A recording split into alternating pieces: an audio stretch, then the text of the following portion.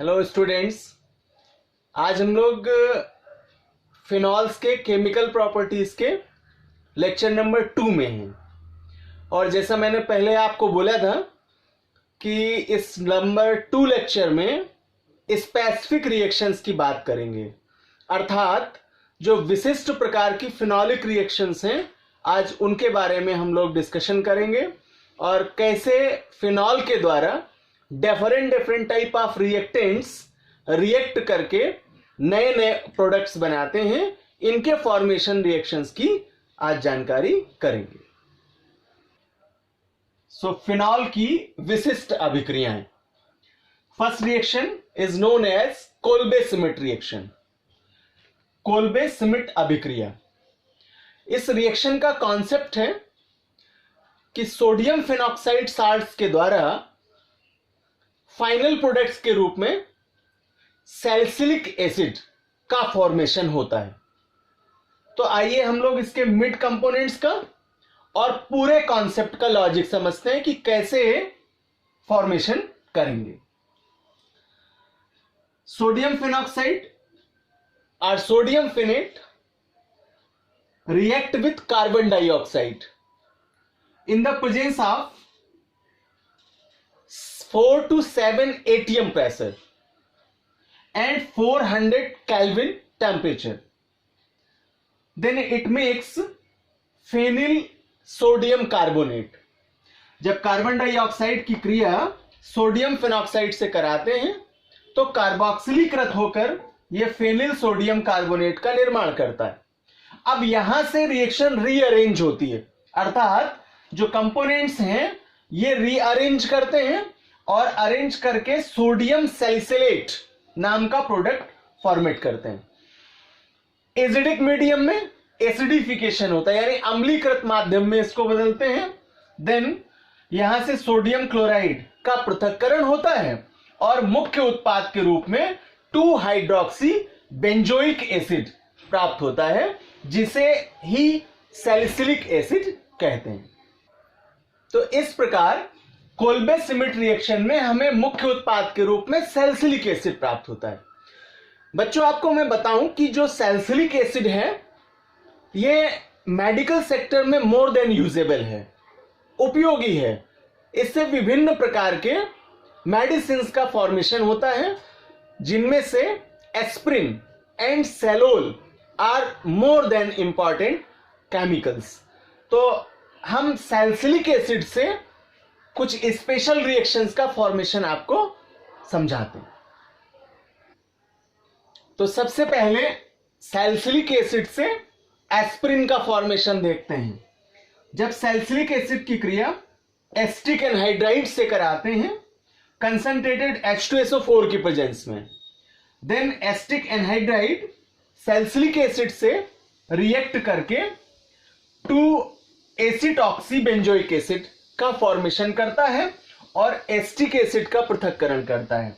यहां 2 acetoxy benzoic acid मुख्य उत्पाद है और इसे ही मेडिकल सेक्टर में एस्प्रिन के नाम से जानते हैं, जो कि एक प्रकार की विशिष्ट औषधि है। In second part of this reaction, salicylic acid react with phenol in the presence of phosphorus oxytrichloride.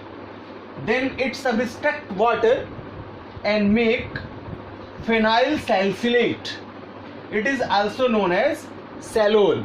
And Salol is the medicine, best medicine.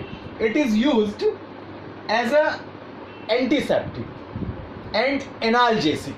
अर्थात ये एक प्रकार की दर्द निवारक के रूप में और बैक्टीरिया किलर यानी एंटीसेप्टिक सब्सटेंस के रूप में प्रयोग की जाने वाली औषधि।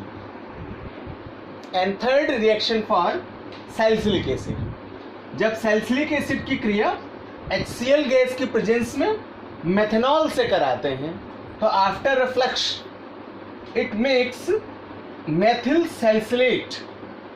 Methyl salicylate is the best medicine.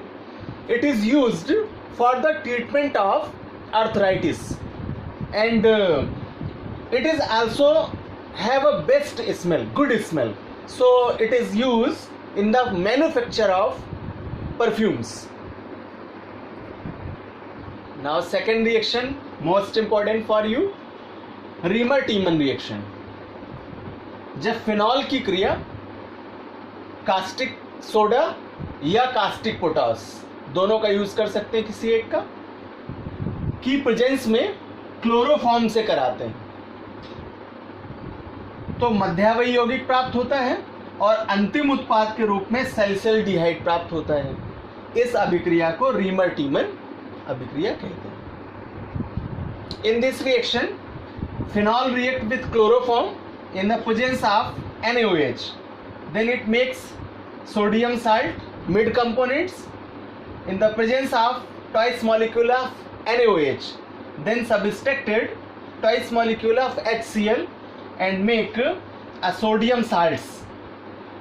After hydrolysis, it makes aldehydic components as a mid product. And in the presence of dilute HCl, it subtracted sodium chloride and make a final product known as salicylaldehyde. अर्थात रीमर-टीमन अभिक्रिया से phenol के द्वारा, phenol और chloroform के द्वारा अंतिम उत्पाद के रूप में सैलिसिलडिहाइड का निर्माण किया जाता है। Now next reaction is known as coupling reaction. According to their name, two phenyl rings are added with the help of nitrogen. Then it is known as coupling reaction.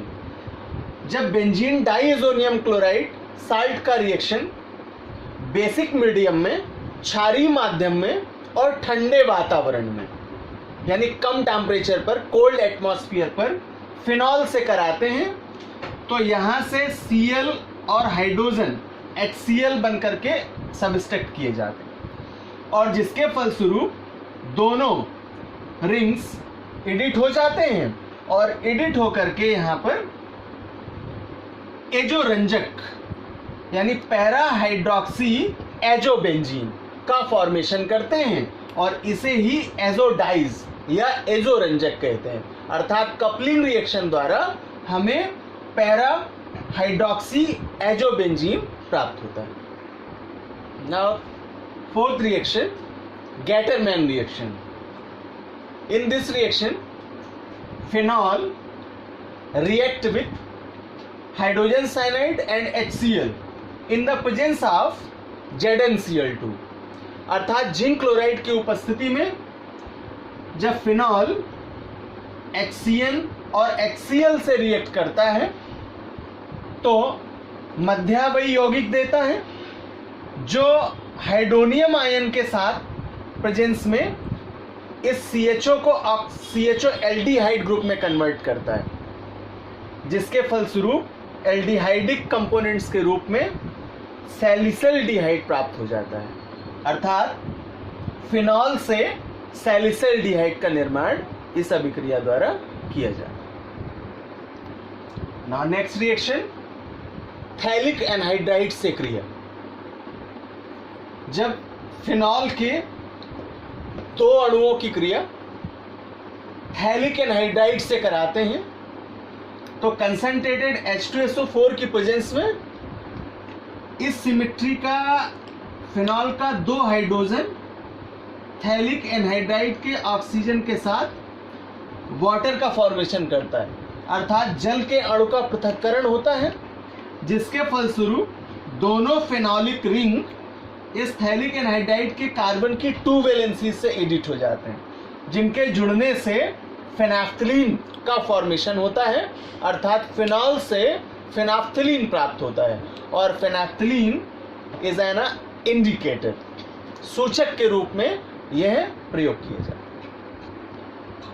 Now condensation with formaldehyde, अर्थात formaldehyde के साथ संघनन। इस अभिक्रिया में caustic soda की उपस्थिति में फिनॉल फॉर्मेल्डिहाइड से रिएक्ट करता है और ये आर्थो हाइड्रोक्सी बेंजाइल अल्कोहल तथा पैरा हाइड्रोक्सी बेंजाइल अल्कोहल का फॉर्मेशन करता है। सतत रूप से इस अभिक्रिया को पूर्ण करने पर क्लाइमेटिक कंडीशंस में बहुलीकरण द्वारा यानी पॉलीमराइजेशन द्वारा अंतिम उत्पाद के रूप में बेकेलाइट का फॉर्मेशन भी होता है। बट यहाँ से बताऊं कि जो मुख्य उत्पाद है वो आपको ortho hydroxy benzyl alcohol and para hydroxy benzyl alcohol प्राप्त होता है। सो स्टूडेंट्स, स्पेसिफिक रिएक्शंस में एक पार्ट आता है आपका टेस्ट में, फिनॉल के परीक्षण में, जिसको लीबरमान टेस्ट कहते हैं। लीबरमान नाइट्रोसो अभिक्रिया के रूप में इसको पढ़ते हैं। ये टेस्ट मैं आपको लेक्चर नंबर 3 में पूरा कराऊंगा, क्योंकि ये अपने आप में ही एक पूरा टॉपिक बन जाता है। क्वेश्चन आपको लीबरमान परीक्षण के रूप में पूछा जाएगा। देन अब यूसेस की बात करेंगे, फिनॉल के क्या उपयोग हैं। तो फिनॉल एक प्रकार का कार्बोलिक एसिड कंपाउंड है जिसका इंडस्ट्रियल वे पर बहुत अच्छा उपयोग किया जाता है। तो आइए कुछ मुख्य उपयोग हैं जिनके बारे में जानकारी करते हैं।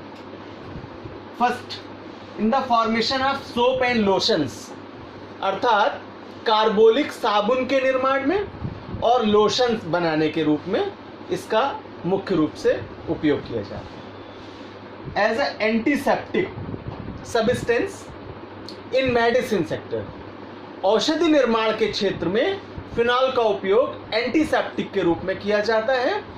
घाव धोने के लिए प्रयोग किए जाने वाले टिंचर और सॉल्यूशंस के रूप में इसका प्रयोग करते हैं। थर्ड, एजोरंजक, अर्थात डाइज के फॉर्मेशन के लिए इसका प्रयोग करते हैं। Fourth, in the formation of phenolphthalein indicators, it is also helpful for the certification of acid and base, because indicator have a different color in acids and different color in bases. So in the formation of phenolphthalein. Fifth point, in the formation of picric acid, phenol का उपयोग picric acid अर्थात TNP, आपने जो नाइट्रीकरण की अभिक्रिया पढ़ी थी वहां हमने फिनॉल से TNP बनाना आपको सिखाया था, जिसका पूरा नाम था ट्राइनाइट्रोफिनॉल। तो ट्राइनाइट्रोफिनॉल को ही पिक्रिक एसिड कहते हैं, अर्थात फिनॉल का उपयोग पिक्रिक एसिड के रूप में फॉर्मेशन के लिए करते हैं, जो कि एक प्रकार का विस्फोटक पदार्थ होता है। 6 point, for the preservation of inks, अर्थात स्याहियों के संरक्षण हेतु जो लिक्विड्स हैं उनमें बैक्टीरिया के फॉर्मेशन हो जाते हैं, अर्थात उसे रोकने के लिए as a preservative in ink में फिनॉल का उपयोग करते हैं। Now 7 point, in medicine sector in the formation of aspirin and salol, अर्थात एस्प्रिन और सैलोल नाम की औषधियों के निर्माण में इसका प्रयोग करते हैं। For the colouring of silk and wool, अर्थात रेशम और ऊन को रंगने के लिए प्रयुक्त होने वाले पदार्थ के रूप में। एंड लास्ट करेंगे, in the manufacture of nylon और आर्टिफिशियल फाइबर्स, अर्थात नायलॉन जैसे कृत्रिम रेशे के निर्माण में फिनॉल का सर्वाधिक प्रयोग किया जाता है। तो यहां से स्टूडेंट्स हम लोगों ने एक लॉन्ग क्वेश्चन कंप्लीट किया। The formation methods of phenol, isomerism of phenol, classification of phenol and physical properties of phenol, chemical properties of phenol, specific reactions of phenol and their uses। और अब केवल जो topic है रह जाता है वो है टेस्टिंग ऑफ फिनॉल, अर्थात फिनॉल का परीक्षण कैसे करेंगे। तो मैंने आपको बताया कि इसका कई तरह से परीक्षण कर सकते हैं, मैं वो सारे पॉइंट्स आपको लेक्चर नंबर 3 में क्लियर करूंगा। लेकिन सबसे महत्वपूर्ण जो आपका टेस्ट है उसको बाय नेम याद रखिएगा, लीबरमान टेस्ट, क्योंकि कई बार क्या होता है टेस्ट के नॉमिनेशंस में हमें याद नहीं रहता कि कौन से कंपाउंड का टेस्ट था। तो आपको रिमार्क करा दूं कि लीबरमान नाइट्रोसो रिएक्शन फिनॉल की टेस्टिंग को पूरा करती है, जबकि इससे पहले हम लोगों ने अल्कोहल के परीक्षण के लिए ल्यूकास टेस्ट पढ़ा था। तो ल्यूकास टेस्ट है अल्कोहल का, और लीबरमान टेस्ट जो पढ़ेंगे हम लोग लेक्चर 3 में वो होगा फिनॉल का टेस्ट।